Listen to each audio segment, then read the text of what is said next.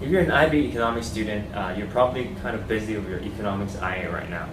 Well, I used to be an IB economics student myself, and I always disliked writing the economics IA because the main reason is because my teacher never gave me any concrete strategy on how to write a level 7 IA, and I wanted to do well.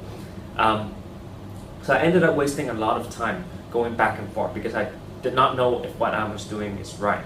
Okay? And now that we have an education center teaching the IB, and our team work with so many IB students, we realized that a lot of economics students have the exact same problem. They always ask me to give them concrete strategies on writing a good economics IA. So our team actually has devised some strategies you can use for microeconomics IA, for all the economics IA basically. These strategies are designed to help you to write a level 7 IA within 2 hours. Because I know for IB students, time is precious. You have a lot of school activities, CAS activities, a lot of tests coming up, so you can't afford to waste too much time on an economics IA. Okay, so these videos are designed to give you a concrete recipe for you to follow. And if you follow this recipe, you too can write a level 7 IA using just 2 hours, not wasting a lot of time. Okay, and actually earlier this year we made a similar video for microeconomics and international economics. Both of those videos received over 10,000 views altogether.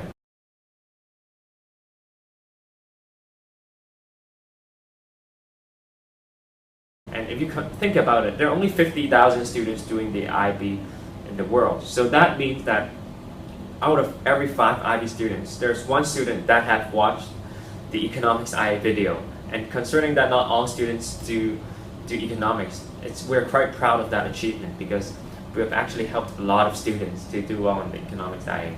And a lot of students actually wrote to our email and said, thank you. How do you find the right article? Some teachers tell us that we should just flip through the recent newspapers within the last few weeks and try to pick out articles that are suitable. Well, that strategy may work, but it will waste a lot of time. So if you use the strategy I'm about to teach, you can save at least 90 to 80% of the time. So basically, what is the strategy? So I believe before you actually look for articles, you should think about what topic you want to write about. And for macroeconomics, I can almost guarantee you the easiest topic to write about is about government policies to achieve certain macroeconomic objectives. Okay, so the best way is to go on Google News. Okay, news.google.com. What are some keywords you can put into news.google.com? Well, I can recommend you a few. So, for example, like Fiscal Policy USA, or Monetary Policy USA. If you don't find good results by these two, you can put in something like, for example, Interest Rates USA, right? Or something like Income Taxes USA. Because all of these are related to policy. Like interest rate is basically monetary policy, right? Income tax is basically fiscal policy, right? So the country does not matter. You don't have to do it for USA, but just put fiscal policy and then a country, or monetary policy and then a country, okay? So put that into Google right now, and you should see a lot of good results. How do you know if an article is good? How do you know if it's suitable? Well, in the IB syllabus, actually a lot of emphasis is placed on using monetary policy to achieve macroeconomic objectives. So what are the main macroeconomic objectives? Well, it's reducing inflation, lowering unemployment, and increasing economic growth, right? These are the 3 main ones. Income equality, well, that is true, but I think that one is there's less emphasis on it. So ideally, in your article, it should talk about using a specific policy, for example, fiscal policy or monetary policy, to address either higher inflation, higher unemployment, or slowing growth. Okay, so the article should be about how policy can help the country to meet the macroeconomic objectives. If there are no clear signs in the article that a country is doing that, you shouldn't pick the article. It's too complicated and it's kind of out of the syllabus. Okay, and furthermore, except that the theme should be using a policy to meet macroeconomic objective, a good article should also provide you with some arguments. So if you read through the article, it should give you some benefits of using the policy and some disadvantages of using a policy. So why is this necessary? Because for a good IA, you need to have it's best to have direct quotations from the article. Quote directly from the article and explain the arguments in the article, right? So basically, if your article has these kind of arguments, it is better because you can use it more. You can apply your knowledge to what is in the article more. Okay, so after you find the right article, read it through once and get a feel about what it is talking about. Now I'll give you a very concrete outline about how to write a good economics IA. Okay, so in the first paragraph, you should always start off the IA with something like this. Okay, so the first sentence in your IA should be, this article is about. Okay, so the first sentence should be, this article is about, and then you give a brief summary, one sentence summary about what the article is about. Okay, so for example, one example would be, let's say your article is about using fiscal policy to reduce unemployment. Okay, so you would say something like, this article is about China using expansionary fiscal policy to reduce unemployment. Okay. So, and then what? So now you should define terms. So as you should know, in the IB they place a lot of emphasis on definitions, right? So you should go say something like, define the key terms that you just wrote in your first sentence, which is the key terms, key ideas in the article. Okay, so good. So second part is definitions. So following my example would be something like, I would say something like, fiscal policy refers to, define fiscal policy. So fiscal policy refers to the government using government spending and tax to affect aggregate demand, something like that. And on the other hand, unemployment, then I can say unemployment refers to, and I give a definition, which is when refers to the situation when individuals are looking for work but cannot find work. Okay, so this is very effective, short introductory paragraph. So then what should you write in your second paragraph? So for your second paragraph, I think it should be dedicated to fulfilling the second requirement, which is showing some analytical skills, so explaining the knowledge taught in the IB syllabus, basically. Okay, so what I recommend you to do is to sort of draw a diagram to explain how the policy is affecting the economy. Okay, a lot of students ask, should I use Keynesian or Neoclassical? Well, both is fine, okay, but personally I prefer using the Keynesian. It's not really matter as long as you can explain it well. Okay, so let me use the example I was using all along, which is using fiscal policy to reduce unemployment, right? So if that is the case, what is the diagram I should draw? Well, you know, if it's using fiscal policy to lower unemployment, there will be cyclical unemployment, so there's a deflationary gap. Okay, so I'll draw a diagram like that. And then I would basically say, so fiscal policy can be used to increase aggregate demand to move the economy towards full employment level of output here, right? So by increasing aggregate demand, output increases and labor demand increases and cyclical unemployment would fall. Okay, but it's also very important that I explain how fiscal policy can do that. So how does fiscal policy increase AD? Well, it does it by this, right?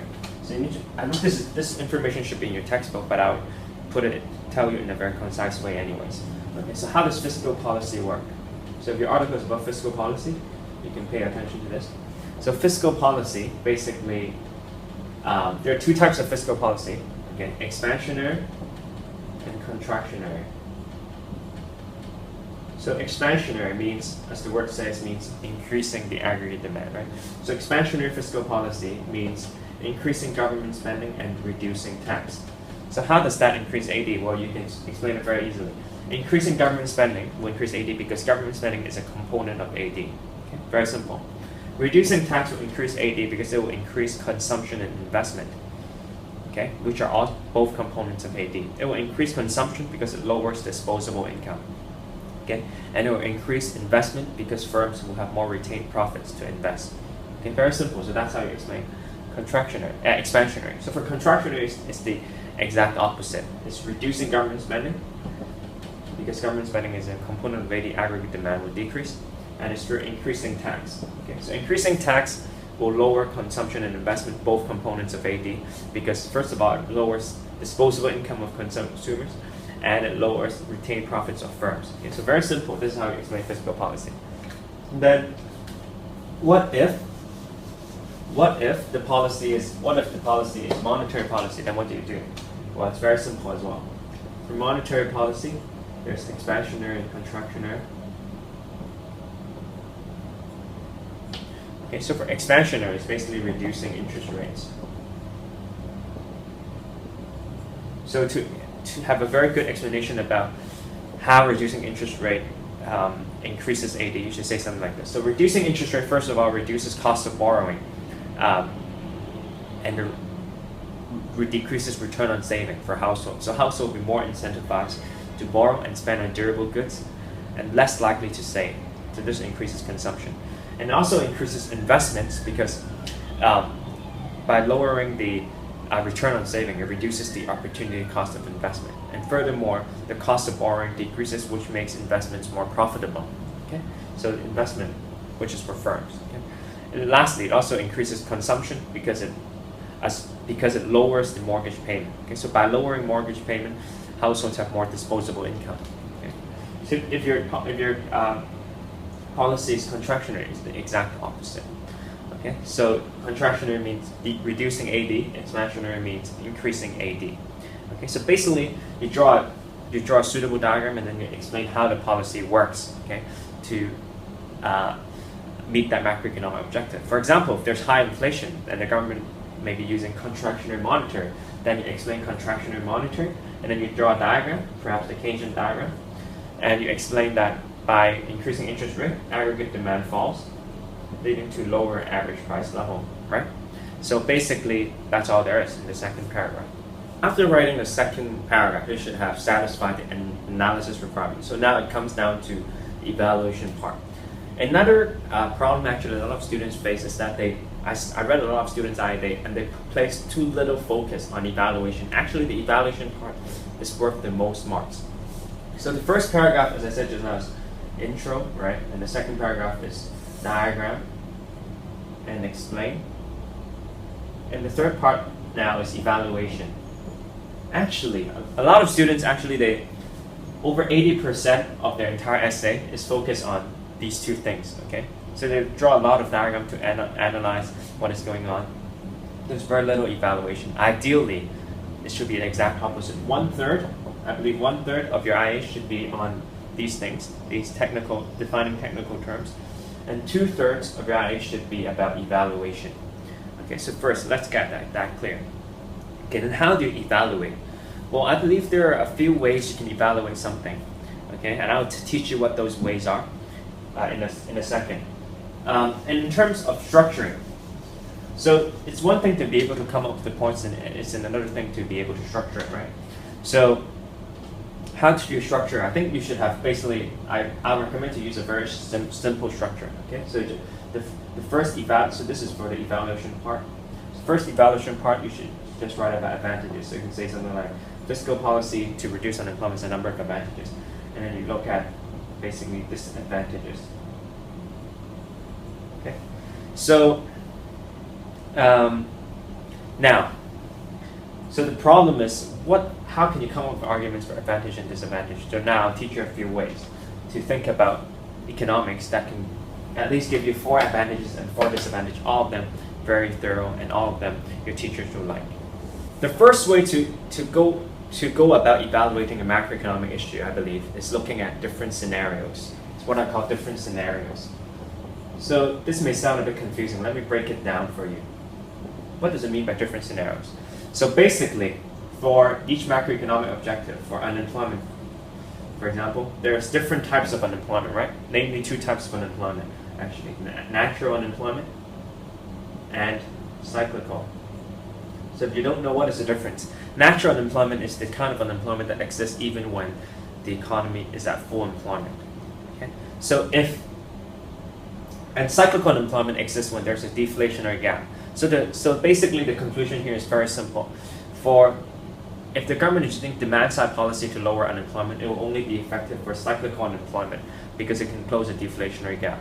But it will not be effective for natural unemployment. And the way you can explain this is because even when the economy is at full employment, there will still be natural unemployment, and the demand-side policy can only bring the economy to full employment.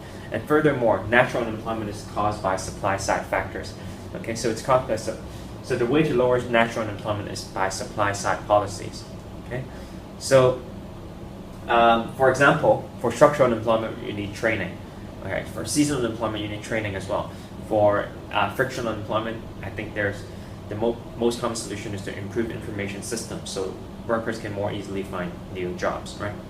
But basically, so if your article is about unemployment, this is one way you can evaluate it. So for example, if it's about fiscal policy, then you can say, okay, so it's effective for cyclical, not effective for natural, and then just write down what I said just now. Okay, and then for another type of macroeconomic objective, I recommend you do is growth. So growth, there are also two kinds of growth. One is actual growth. The second is potential growth. So actual growth refers to an actual increase in real GDP. So actual growth can be achieved by demand-side policies, right? As aggregate demand increases, the equilibrium level of output increases. How about potential growth? Potential growth can only be achieved by supply-side policy, so which is through increasing the LRAS. Okay, so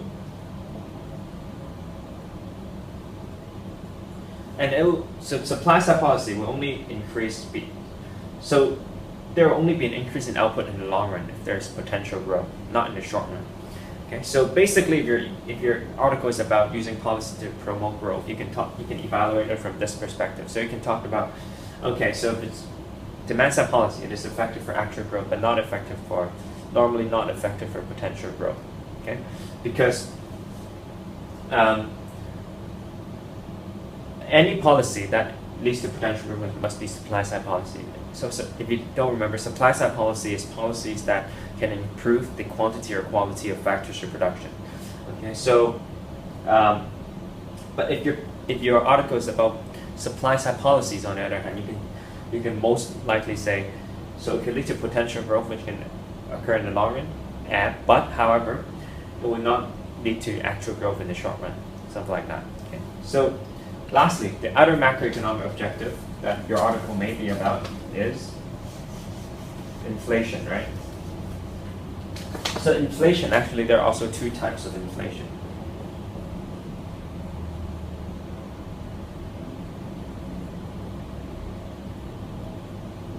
So there's demand pull and cost push. So for those who don't remember, demand pull inflation is basically done through increasing the aggregate demand, right? It's because due to a high aggregate demand that leads to a high average price level. Okay, so that's demand pull inflation. And if it's demand pull inflation, normally we say that demand-side policies are effective because, first of all, it directly addresses the problem of high aggregate demand. Okay, and secondly, if you draw a diagram, you can understand what I mean. So demand-side policy is caused by an increase in aggregate demand, which leads to a higher average price level.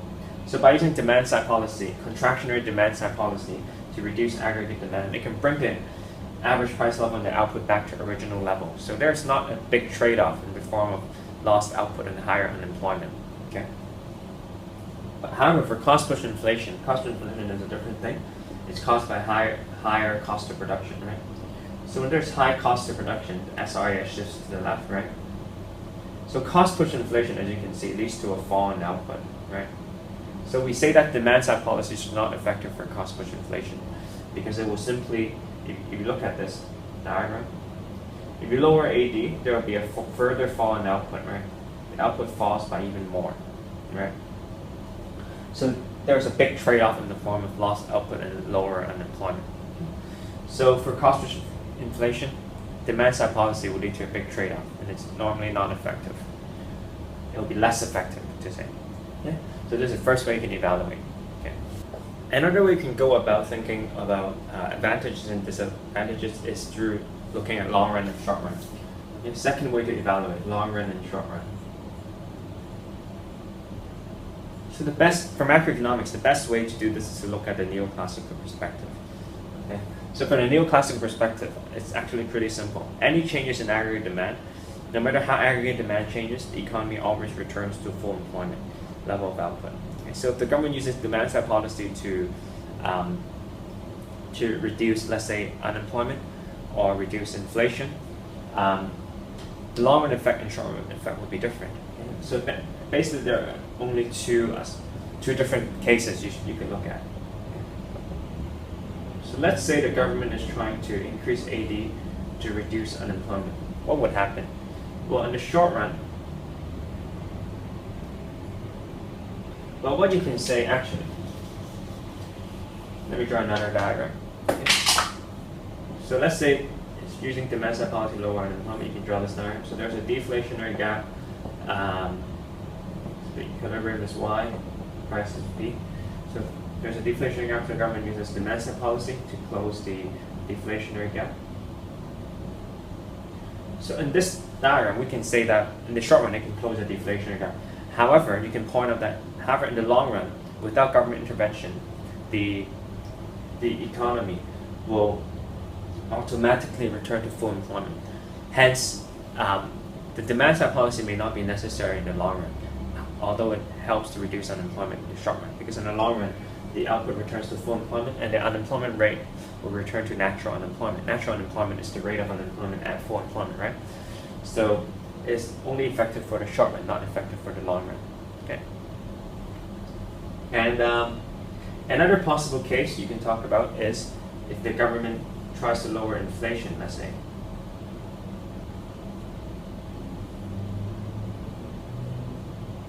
So let's say it uses a deflationary, contractionary demand side policy. Okay, so there's a fall in output. There will be a fall in output and a fall in price. So basically, the idea for this diagram is that in the short run, there will be lower output and higher unemployment, which is undesirable. However, in the long run, the SIR shifts to the right.